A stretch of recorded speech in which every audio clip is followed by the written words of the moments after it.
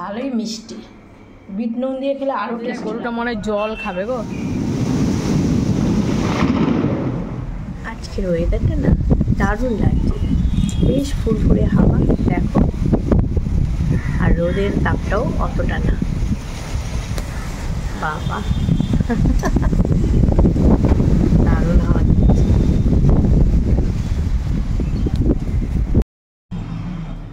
হাওয়া দেখে জানালার পাশে দাঁড়িয়ে আছি। চলো এবার যাই আমার রাস্তার পাশে দৃশ্যটা। না, রোদ যখন এই দিকে নেই ওই দিকেও রোদ থাকবে না। আজকে হচ্ছে সোমবার, আর হচ্ছে এখন বাজে সকাল 8টা, আর এই সময় থেকে আমি আমার নতুন ব্লগটা শুরু করে দিলাম। আমার মিঠু রানী বসে রয়েছে বিস্কুট খাবে বলে। পামটাও ছাড়বো, ছেলেকে ডাকতে হবে, ছেলের মার্কেট রয়েছে, কিন্তু একটু পরে ডাকবো। না গো, সেরকম রোদ নেই, একদম মেঘলা মেঘলা ওয়েদার। দেখো কি মেঘলা মেঘলা ওয়েদার। আর আজকে আমাদের গাড়িটা না বাড়িতেই থাকবে, কেন দুটো ড্রাইভারই আজকে আসবে না, যার জন্য আমাদের গাড়িটা আজকে আর এই যে অনেকগুলো বেলফুল ফুটেছে। এক দিদিভাই বলেছে যে যেই বেলফুলগুলো ফুটে যায় সেই ডালগুলো এই যে কেটে দিতে, কাঁচি দিয়ে। আমি কেটে দেবো, আর একটু পর কেটে দেবো। এই জবা ফুলের কুড়িটা কি হলো বাবা, একটু ছাদে গেলে ভালো হতো। ছাদের গাছে মনে আমার ফুল ফুটেছে, কেননা গতকাল বিকেলবেলা গাছে যখন জল দিতে গেছি বেশ কয়েকটা কুড়ি ছিল। পরে যাবো স্নান টান করে। ঠিক আছে বন্ধুরা, ব্লগটা তো শুরু করে দিলাম, তোমরা সারাটা দিন সাথে থাকো, দেখতে থাকো। আর সবাইকে রিকোয়েস্ট করছি ভিডিওটা অবশ্যই লাইক দিয়ে দেখো। তোমাদের সঙ্গে অনেকক্ষণ গল্প করলাম, এবার ছেলেকে একটু ডেকে দিলাম। গিয়ে দেখলাম ছেলে একদম চোখ দুটো খুলতে পারছে না, ঘুমে ওর চোখ জুড়ে আসছে। বললাম বাবু একটু পরে ওঠ। বললো না মা, মার্কেট আছে, আমাকে উঠে যেতে হবে। তাও এমনিই তো চা খায় না, তার মধ্যে দাঁত তুলেছে, এখন তো গরম কিছু খেতে পারবে না। তাও একটু ঠান্ডা জল দিলাম, কেননা এখন তো ঠান্ডা জলটাও মানে ওর দরকার। কিন্তু আবার ঠান্ডা জল দিতেও ওকে ভয় লাগে, কারণ ওর গলা ব্যথারও ব্যাপার আছে, সব রকম সমস্যাই, বুঝেছো তো। তা ওইদিকে ঝুল বারান্দার দিকে জামা কাপড়গুলো যা ছিল সব সরিয়ে দিলাম। আজকে সকালে কিন্তু ওগুলো কাঁচা না, ওগুলো গতকাল মেলে দিয়েছিলাম। আর ইন্ডাকশানে চাটা হয়নি, ওই যে সুইচটা মাঝে মাঝে গন্ডগোল করে গ্যাসে বসিয়ে দিলাম। আর কি খুঁজছিলাম জানো, ছাঁকনিটা খুঁজে পাচ্ছিলাম না, তারপরে অবশেষে ছাঁকনিটা খুঁজে পেলাম।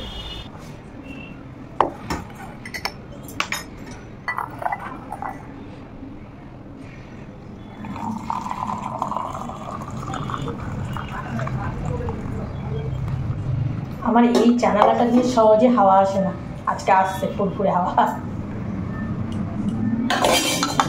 ওয়েদারে বলেছিল তো রবিবার বৃষ্টি হবে, রবিবারটা তো গেল, আজকে সোমবার।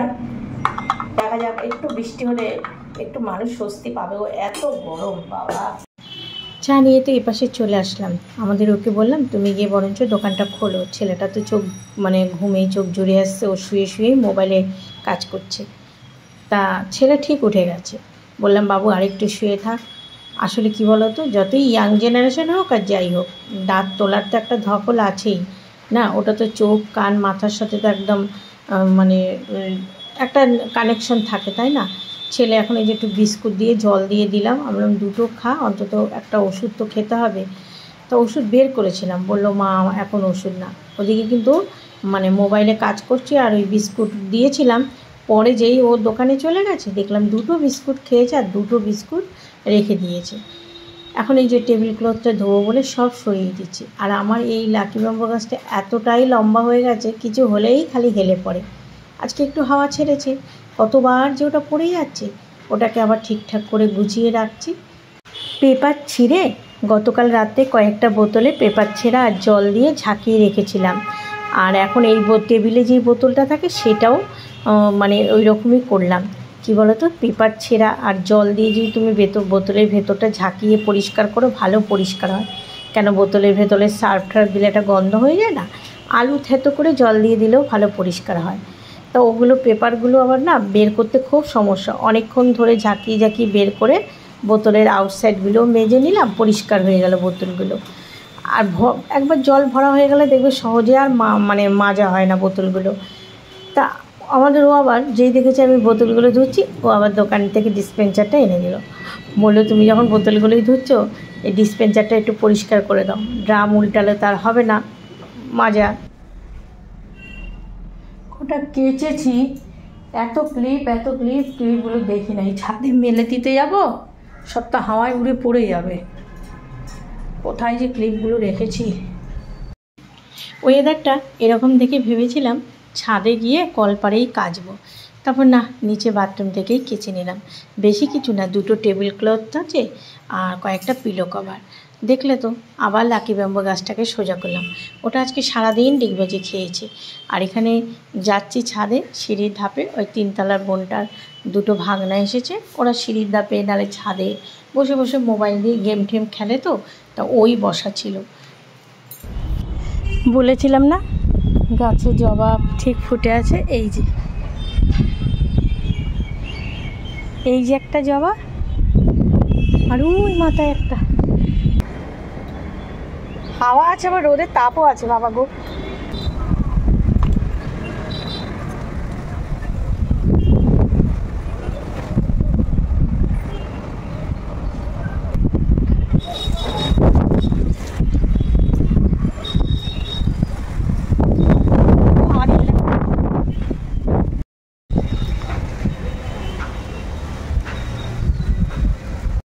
এখন ঘরগুলো পরিষ্কার করব। ওইদিকে বোতল টোতল ধোয়া, ওইদিকে অনেক কাজ হয়েছে, তো কাচাকুচি সব হয়ে গেছে। আর ওই যে টেবিল ক্লথটা বের করার সময় যেইভাবে চেয়ারগুলো রেখেছে ঠিক সেইভাবেই রয়েছে। ওরা জড় পদার্থ, ওদেরই বা কী দোষ, তাই না? ওদের যেভাবে রাখবো সেভাবেই তো থাকবে যতক্ষণে না আমি সরাবো। এসে আবার নিচে ঝাড় দিয়ে বিছানা টেছানাগুলো গুছিয়ে নিলাম। আর ওইদিকে বোতল ধুয়েছি, বিশ্বাস করবে না, ড্রাম ফামগুলো ধুলাম, একটু টুকটাক অনেক কাজ করেছি। ওইদিকে পুরো জল পড়ে রয়েছে। তা ভাবলাম যে ওই দিকের ঘরগুলোকেও একটু মুছে নেব। আজকে এই দিকের ঘরটার মধ্যে শুধু ডাইনিং রুমটাই মুছেছে, আমার বেডরুম দুটো মুছিনি, কেননা আমার আজকে ওই পারের ঘরগুলোকে মুছতে হয়েছে। একা মানুষ, এতগুলো ঘর, 6-7টা রুম একসাথে তো মোছা যায় না। কিন্তু আবার চলে আসলাম ছেলের টিফিনটা দিই, কেননা ছেলেকে তো মেডিসিন খাওয়াতে হবে। সকালে বললো নে মা, একটু বেলাতে খাবো ওষুধটা, যার জন্য ওর জন্য ম্যাগি বসিয়ে দিলাম।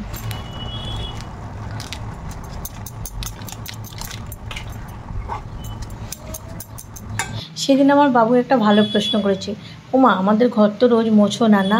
আমি বলি না রে বাবা, কোনো দিন ন্যাকড়া দিয়ে যেদিন আমার দেরি হয়ে যায়, তাড়াহুড়া থাকে, সেদিন স্টিক দিয়ে তাড়াতাড়ি মুছি। রোজ না মুছলে ঘর কি ভালো থাকে? ঘর তো বালি হয়ে যায়।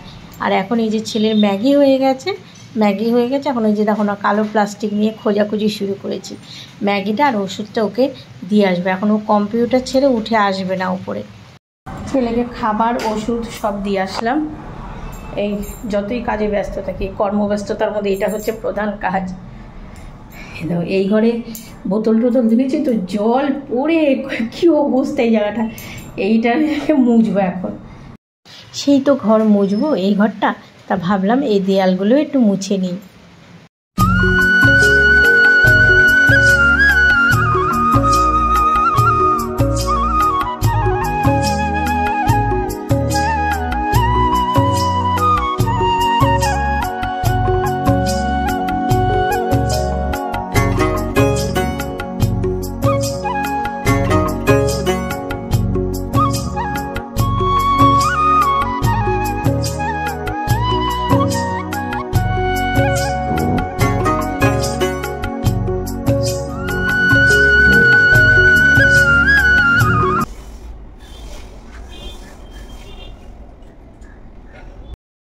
ওই পাশে রুমের থেকে এখন আমার এই দিকটাই বেশি ময়লা হয়, এই দিকটাই পরিষ্কার করতে হয় বেশি। কেন বলো তো?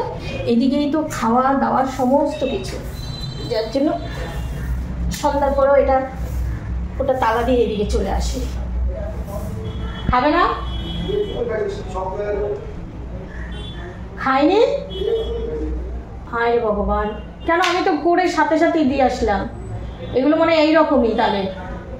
তাহলে একটা ডিম নিয়ে করে দেবো, এই করে সাথে সাথে দিয়ে আসলাম। ও আসলে ঠান্ডা খায় না তো গো, কিন্তু এইগুলো তো গরম খেতে পারবে না। তুমি জুসটা নিয়ে দাও ওকে। ঠান্ডা হলে ম্যাগি তো এরকম দলা দলাই হয়ে যাবে, এগুলো খেলো না, আরও তো ঠান্ডা খাওয়ারই দরকার। কিন্তু ওই ছেলে কথা বললে ডিম পোচ করে দিলাম, ছেলে তো ভালোই। নাও গেছো, চামচ দিতে হবে, চামচটা দিয়ে এসে তুমি খেয়ে নাও, তারপর আমি স্নান করে। আবার কালো চামচ দেখলে আবার চিল্লাবে, ওইখান থেকে একটা চামচটা ভীষণ প্যান প্যান করে ছেলে। হ্যাঁ ওইটাই। স্নান করতে ওয়েদারটা বেশ মেঘলা মেঘলা, এখন মনে হয় ট্যাঙ্কির জল ঠান্ডাই পাবো। স্নান করলাম, সত্যিই ট্যাঙ্কির জলটা বেশ ঠান্ডা। চলে আসলাম ঠাকুর ঘরে, এখন পুজো দিয়ে তারপর রান্না বান্না।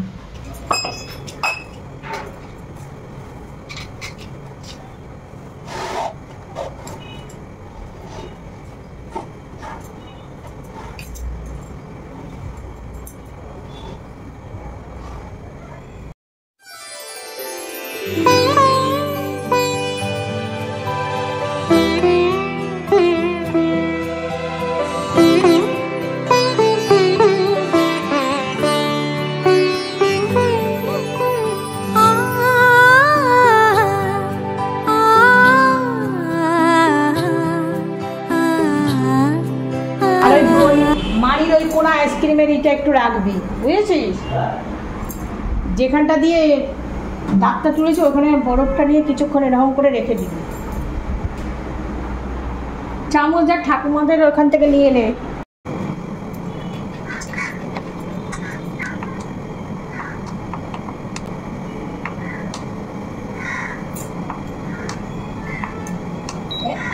একবার জ্বালিয়ে নিলে না ব্যাস, আর অসুবিধা নেই, জ্বালাতেই কষ্ট, জ্বালিয়ে নিলে কন্টিনিউ। এবার এটা নামাতেই ভাতের জল বসাবো, ডালটাকে বসিয়ে দিলাম। ডাল যতই থাক, এই যে 2 বাটিতে একটু একটু করে টক ডাল রয়েছে, ভাবছি এগুলো একটু শুকিয়ে নেবো, ডাল শুকনো খেতে কিন্তু ভালো লাগে। বোম্বাই লঙ্কা দিয়ে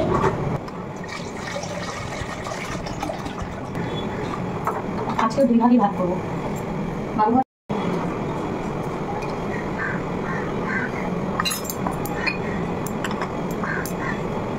আর কি আম দিয়েই ডাল করব। আরও কিছু সবজি টবজি নিয়ে বসেছি, দেখা যাক কি কাটি আর কি করি। রান্নার আগে তো নানা রকম টেনশান হতে থাকে, কি দিয়ে কি করব। এদিকে বাজারও চলে এসেছে, ডাল ফোড়ন দেবো বলে কড়াই বসিয়ে দিয়েছি। আর এই দেখো ডালের বাটি নামিয়ে অফ না করে ঝটপট করে ভাতের সসপ্যান বসিয়ে দিয়েছি। অফ করলে তো আর জ্বলবে না। সত্যি এই জন্যই না বলে রান্নাঘরটা হচ্ছে আমাদের একান্ত আপন। কেন, এই যে আমার ইন্ডাকশানটার কী প্রবলেম, ওটা কিন্তু আমি ছাড়া কেউ জানতে পারবে না যে ওটাকে অন করলে তারপরে যদি অফ করা হয় আর সহজে জ্বলবে না। যার যাই হোক রান্নাঘরের সমস্যা, সেই সমস্যা কিন্তু একমাত্র রান্নাঘরের রাঁধুনি ছাড়া আর কেউ জানতে পারে না। তাই তো একান্ত আপন আমাদের রান্নাঘর, তাই তার সম্বন্ধে তো আমাদের সমস্ত খুঁটিনাটি জানা থাকে। হ্যাঁ যাচ্ছি, অনেকক্ষণ ধরে ডাকছে না। আমি আবার বাবুর জন্য এই যে কাতলা মাছের বড় মাছের পেটি নিয়ে এসেছে, আর আমাদের পুঁটি মাছ এনেছে। 2 দিনের টক ডাল একটু একটু ছিল, আমগুলো ফেলে দিয়ে রসুন বোম্বাই লঙ্কা সমস্ত কিছু এর মধ্যে দিয়ে দিলাম, শুকিয়ে গেছে, একটু কাঁচা সর্ষের তেল দিয়ে দিলাম। একটু সময় লাগে বেশি ডাল শুকনো হতে। এদিকে ভাতও ফুটে গেছে।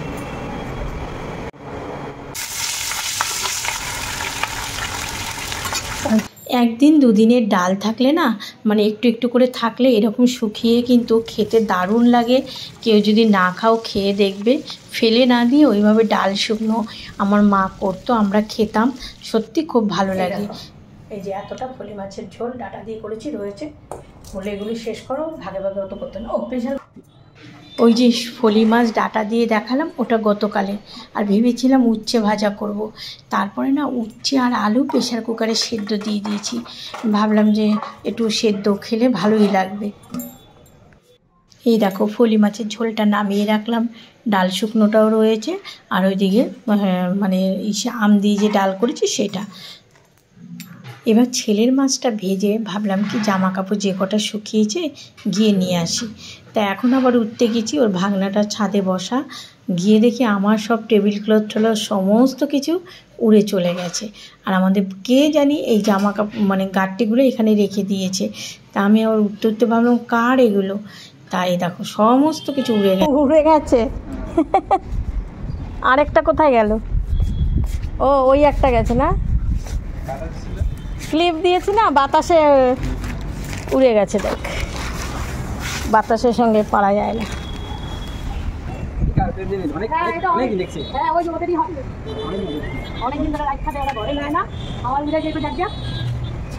আমি জামা কাপড় তুলছি, ও আবার নিচের দিকে একটা প্যান্ট পরেছিল, ওটা বললো আন্টি তোমাদের।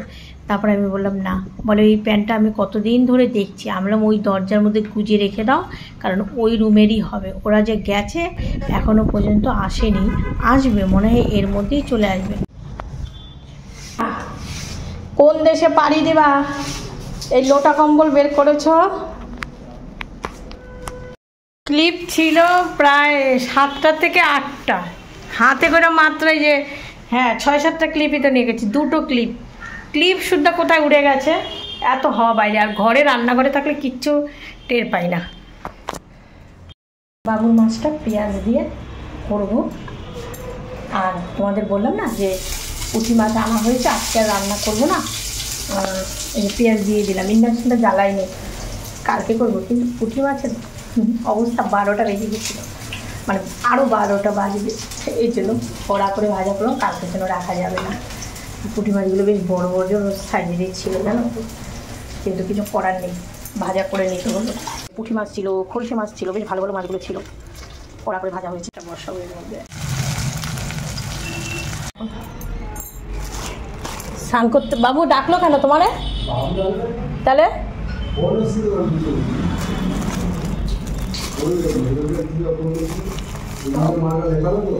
ভাঙা ডালটা আনছো তো? 2 কেজি।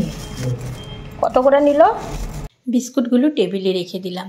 আমাদেরও বেরিয়েছিল, ওদের যে কাজের সাইডটা বন্ধ ছিল তোমাদের তো বলেছিলাম, এখন আবার সেটা শুরু হয়েছে, যার জন্য ওকে 12টায় আবার যেতে হয়েছে। তা বলে দিয়েছিলাম মুসুরি ডাল, কিছু বিস্কুট এগুলো আনতে, কেননা মুসুরি ডাল আমার ঘরে না থাকলে বুঝতেই তো পারছো পার ডে আমাদের ডাল হয়, তো একেবারে 2 কেজি নিয়ে এসছে। আর তোমাদের আমি হয়তো বলিনি যে পুঁটি মাছ আজকে রান্না করব না, পরে দেখলাম যে ওটা বলাই হয়নি তোমাদের। ভেবেছিলাম যে খলসে মাছ যখন রয়েছে পুঁটি মাছ করব না, কিন্তু এই মানে বেলা হতেই আমার শাশুড়ি মা বললো যে রীতা আজকে যদি এই মাছটা না খাওয়া হয় তাহলে আর ফ্রিজে রাখলেও কোনো স্বাদ হবে না। আর কড়া করে ভাজা হয়েছে তাও স্বাদ ছিল না জানো পুঁটি মাছগুলো। এখন বসে গেছি, কাগজে লেবু কাটবো, আর ফ্রিজে তরমুজ ছিল সেই তরমুজটাও কেটে নিই, খাওয়ার শেষে একটু খাওয়া যাবে। আর বেদানাটাও কেটে নিচ্ছি, ওটা একটু রস করে ছেলেটাকে খাওয়াবো। কিন্তু কেটেছিলাম ঠিকই, একটু ওকে খাওয়াতে পারিনি, এমন ছেলে আমার। তরমুজটা কিন্তু একদম লাল টকটকে দেখো, ভালোই মিষ্টি। বিট নুন দিয়ে খেলে আরও টেস্ট লাগে। একটু ঘি দিয়ে মাছের ঝোলটা নামিয়ে নেব। রান্না হয়ে গেছে, গ্যাস ওভেনটা পরিষ্কার করতেই আমার বাবু সোনা ঘরে এসছে। এবার ওর সঙ্গে কতক্ষণ গল্প করলাম, আবার ঘুরতে যাওয়ার হুজুক উঠেছে আমার ছেলের। আর ছেলে তো সব কথাই শেয়ার করে, তাই বলছে মা আজকে মার্কেটটা সেরকম ভালো ছিল না। তা আমি আবার বললাম যে 2-1 দিন হয়, ব্যবসা বাণিজ্য এরকম প্রত্যেক দিন তো আর সমান যায় না। বাবা গরম জল দেবো? গরম জল কি খুঁজে পারবে? আমি ঘরে বুঝিয়ে খাওয়ালে কি হবে। গতকাল বন্ধুদের সঙ্গে ওই যে ঘুরতে যাবে প্ল্যান মিটিং করতে গেছে, আর ওখানে ওকে খাবার টাবার খাইয়ে দিয়েছে, সেটাই বলছে ছেলে।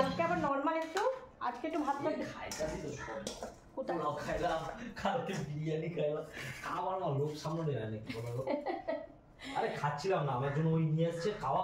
ওগুলো কি বলতো পুরো একদম গোলা গোলা টাইপের, যে কোনো কিছু না, চামড়া না। কিন্তু কত তারিখে তোদের ঘুরতে যাওয়ার কথা? 5-7 দিনে ফ্লাইটে যাবো তো, ওই জন্য মেন। আরে বাবা ফ্লাইটে যাবে? ফ্লাইটে গেলে আমার মাথা ঘুরাবে না তোমার?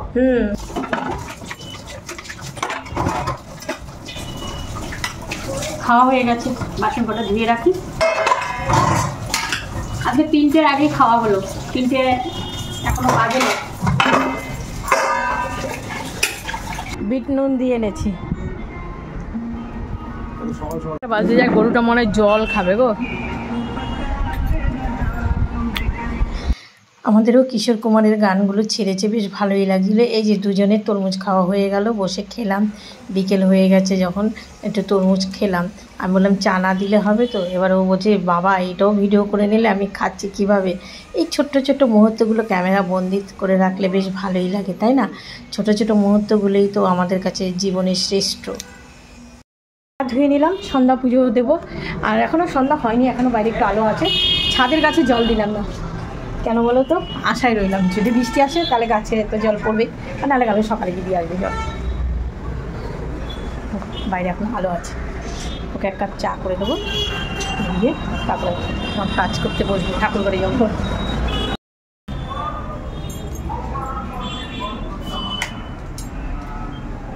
হাতের শাখাটা এক কোনা দিয়ে না মানে খোঁচা লাগছিল, কি জানি, মনে হয় সোনার কোথাও তারটা মনে হয় কোথাও, এই জন্য সাথে সাথে আবার খুলে এটাই পরলাম। ওই তারটাকে মানে করতে হবে, কিছু দিয়ে মানে সোনার দোকানে নিয়ে গিয়ে ঠিক করতে হবে।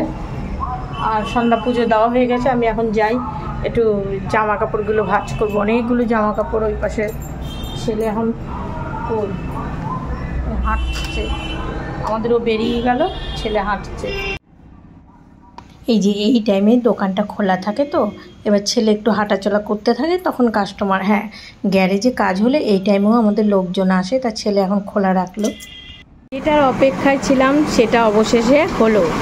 বৃষ্টি নেমেছে, বেশ ভালো লাগছে, হ্যাঁ দারুণ, মানে ভালোই বৃষ্টি নেমেছে।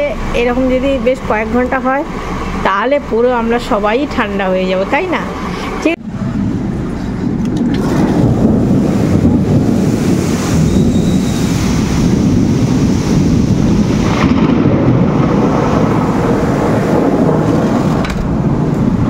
যে যার খুশি বলা হয়েছে, এতদিন চুপ করেছিল, আজকে একেবারে ভয়ঙ্কর রূপ নিয়ে প্রতিবাদ করতে আসলো।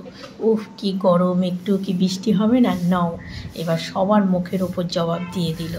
আমিও প্রচণ্ড ভয় পেয়ে গেছি, এদিকে বিদ্যুৎ চমকাচ্ছে, ঝড়, তার মধ্যে লাইট পোস্টের থেকে সমানে বিদ্যুতে ফ্লাশ হচ্ছে। আজকে ভয়ঙ্কর রূপ নিয়ে চলে এসেছে। ঠিক আছে, রাখছি বন্ধুরা, ভালো থেকো, সুস্থ থেকো।